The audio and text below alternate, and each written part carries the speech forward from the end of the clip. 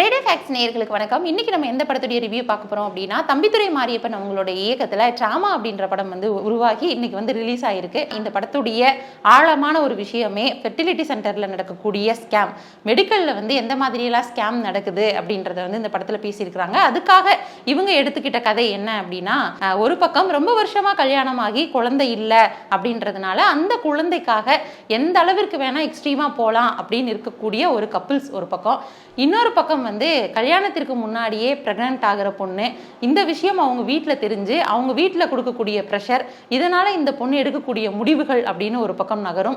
இன்னொரு பக்கம் வந்து திருட்டையே தொழிலாக வச்சிருக்கிற ஒரு கும்பல், இவங்க வந்து எப்படி இந்த ரெண்டு பேருடைய ஸ்டோரியில கனெக்ட் ஆகுறாங்க அப்படின்ற மாதிரி தான் இந்த கதை நகரும். இந்த படத்துடைய பிளஸ் என்ன அப்படின்னா, ஃபர்ஸ்ட் இந்த படத்துடைய ஸ்டோரி, இந்த ஸ்டோரியை வந்து பெரிதளவில் யாருமே வந்து கன்வே பண்றது இல்லை. முக்கியமா சொசைட்டிக்கு தேவைப்படுற ஒரு ஸ்டோரியா தான் வந்து உருவாக்கி இருக்கிறாங்க. எங்க பார்த்தாலுமே ஃபெர்டிலிட்டி சென்டராக தான் இருக்கு, அங்கே போனால் தான் வந்து அடுத்து நமக்கு குழந்தை பிறக்கும் அப்படின்ற ஒரு சூழ்நிலை இயல்பாக மாறக்கூடிய நிலை கூட வந்து ஃபியூச்சரில் வரும் அப்படின்ற ஒரு அபாயத்தை வந்து இந்த படத்தில் எடுத்து காட்டியிருக்கிறாங்க. அது மட்டும் இல்லாமல் இன்னொரு பக்கம் வந்து ஏதோ ஒரு பேட் சுச்சுவேஷனில் நம்மக்கிட்ட வந்து நல்லவங்களாம் நடந்துக்கிறவங்க ரியல் லைஃப்லையுமே நல்லவங்களாக இருக்க மாட்டாங்க அப்படின்ற ஒரு சுச்சுவேஷனையுமே வந்து இந்த படத்தில் காட்டியிருக்கிறாங்க. இன்னொரு விஷயம் என்ன அப்படின்னா, பணம் பறிக்கிறதுக்காக எந்த லெவலுக்கு வேணால் போகக்கூடிய நபர்கள் இருக்காங்க. அவங்க நம்மளை சுற்றியே இருக்கலாம், நம்மளுடைய நெருங்கிய நண்பர்களே இருக்கலாம், நம்மளை ஏமாற்றக்கூடியவங்களாகவும் இருக்கலாம். ஸோ அப்படி ஒரு விஷயத்தை வந்து இந்த படத்தில் வந்து ட்விஸ்டாக வச்சிருக்கிறாங்க. அது படம் பார்க்கும்போது நமக்கு வந்து ரொம்பவே ஒரு சர்ப்ரைசிங்கான ஒரு கேரக்டராக இருக்கும். அடுத்ததான் இந்த படத்துடைய ப்ளஸ் என்ன அப்படின்னா, இந்த படத்தில் நடிச்சிருக்கக்கூடியவங்க முக்கியமாக வந்து விவேக் பிரசன்னா, பூர்ணிமா, சாந்தினி மற்றும் ஆனந்த் நாக் போன்ற பலருமே இந்த படத்தில் நடிச்சிருக்கிறாங்க. முதல்ல வந்து விவேக் பிரசன்னா அவங்கள பற்றி சொல்லணும் அப்படின்னா, இதுக்கு முன்னாடி அவர் நடித்த படங்களையெல்லாம் வந்து கம்பேர் பண்ணுறப்போ இந்த படங்களில் வந்து அவருக்கு வந்து ரொம்பவே ஒரு ஸ்ட்ராங்கான கேரக்டர் வந்து அவர் ப்ளே பண்ணியிருக்கிறாரு அப்படின்றது வந்து இந்த படத்தை பார்க்கும்போதே தெரியுது. அது மட்டும் இல்லாமல் சாந்தினி அவங்க வந்து ஒரு இயல்பான நடிப்பை வெளிப்படுத்தியிருக்கிறாங்க. அவங்க வந்து ஃபீல் பண்ணால் நம்மளும் ஃபீல் பண்ணுற மாதிரியான ஒரு சுச்சுவேஷனை தான் வந்து கிரியேட் பண்ணியிருக்கிறாங்க. பூர்ணிமா அவங்கள வந்து நம்ம பிக் பாஸில் பார்த்துருப்போம், ப்ளஸ் அவங்களுடைய சேனல்ஸ்லாம் வந்து நம்ம நிறைய அவங்களுடைய ஆக்டிங் பார்த்துருப்போம். இதுலேயுமே வந்து ஒரு பிரமாதமான ஒரு இயல்பான ஒரு ஆக்டிங் வந்து அவங்க ப்ரெசென்ட் பண்ணியிருக்கிறாங்க. அப்படின்றத தாண்டி இதில் வந்து மாரிமுத்து அவங்க வந்து வருவாங்க. இப்போ வந்து அவர் இல்லை அப்படின்னா கூட அவரை பார்க்கறது வந்து ரொம்பவே சந்தோஷமான ஒரு மொமெண்ட்டாக இருந்துச்சு. ஏன்னா அவர் இருக்கிறதுக்கு முன்னாடி அவருடைய நடிப்பு வந்து பெரிதளவில் பயங்கரமாக கொண்டாடப்பட்டுச்சு. அப்படின்றத தாண்டி இந்த படத்துலையுமே ஒரு சூப்பர்பான ஒரு கேரக்டரில், ஒரு அப்பா கேரக்டரில் வந்து அசத்தி இருக்கிறாரு அப்படின்ற மாதிரி தான் சொல்லணும். இதில் விவேக் பிரசன்னா அவங்க வரக்கூடிய கேரக்டர் எல்லாமே வந்து ஒவ்வொரு ஆண்மகனுக்குமே இருக்கக்கூடிய ஒரு உணர்வுகளை வந்து வெளிப்படுத்தும். பொதுவாகவே ஒரு குழந்தை இல்லை அப்படின்னா அது ஒரு பெண்ணை மட்டுமே வந்து குற்றம் சாட்டக்கூடிய நிலைமை வந்து இன்னைக்கு வரைக்கும் இருக்கு. ஆனால் அதற்கு வந்து ஒரு ஆணும் காரணமாக இருக்கலாம். ஆனால் அந்த ஒரு விஷயம் வந்து வெளியில் தெரியுதா அப்படின்னா தெரியல. வெளியில அப்படின்றது இல்லை, வீட்டுக்குள்ளேயே வந்து நிறைய நேரங்களில் வந்து தெரிய மாட்டுது. இந்த படத்தில் அந்த ஆண் சந்திக்கக்கூடிய உணர்வுகளை ரொம்ப அப்பட்டமாகவே வந்து காட்டியிருக்காங்க அப்படின்ற மாதிரி தான் சொல்லணும்.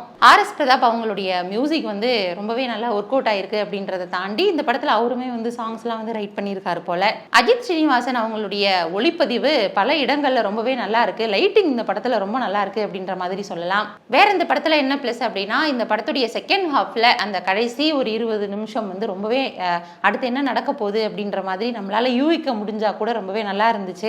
ஆனா அது வரைக்கும் வந்து நமக்கு ரொம்பவே கொஞ்சம் போரிங்கா இருந்துச்சு அப்படின்ற மாதிரி சொல்லலாம். ஃபர்ஸ்ட் ஹாஃபை பொறுத்த வரைக்கும் இந்த கதை எங்க தான் போக போகுது, ஏன் இப்படி வேற வேற லைன்ல வந்து எடுத்துட்டு இருக்காங்க அப்படின்ற மாதிரி தோண வைக்குது. அது மட்டும் இல்லாம ரொம்பவே டிஸ்ட்ராக்ட் ஆகுற மாதிரியான ஒரு ஃபீல் கொடுத்துச்சு.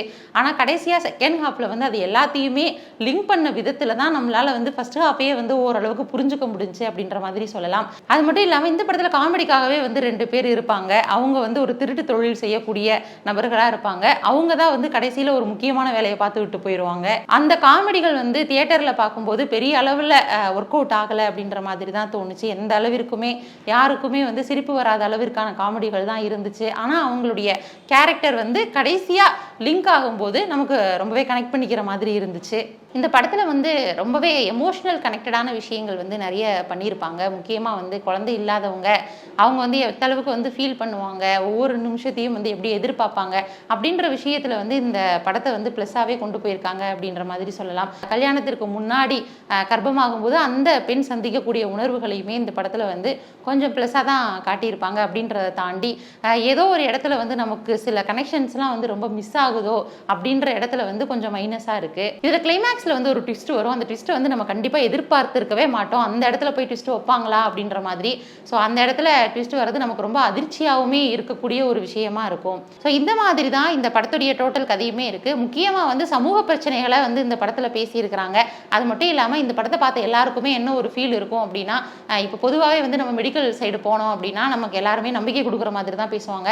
நம்மளுடைய பிரச்சனையை வந்து அவங்க எப்படி மணியாக கன்வெர்ட் பண்ணுறதுக்காக யூஸ் பண்ணிக்கிறாங்க அப்படின்ற ஒரு விஷயத்தில் வந்து நம்ம ரொம்பவே விழிப்புணர்வாக இருக்கணும் அப்படின்ற மாதிரி நமக்கு தோணும். அது மட்டும் இல்லாமல் எப்படியெல்லாம் ஏமாத்துறாங்க அப்படின்ற மாதிரியான விஷயங்கள் இருக்குது. இன்னொன்று என்ன அப்படின்னா, அம்மா அப்பா இல்லாத குழந்தைகள் அவங்க மேலே வந்து யாருமே ஏன் பெருசாக வந்து கன்சிடர் பண்ணுறதில்ல. ஒரு குழந்தைக்காக எங்கெங்கேயோ போய் அலையிறாங்க, எவ்வளோ பணம் செலவழிக்கிறாங்க.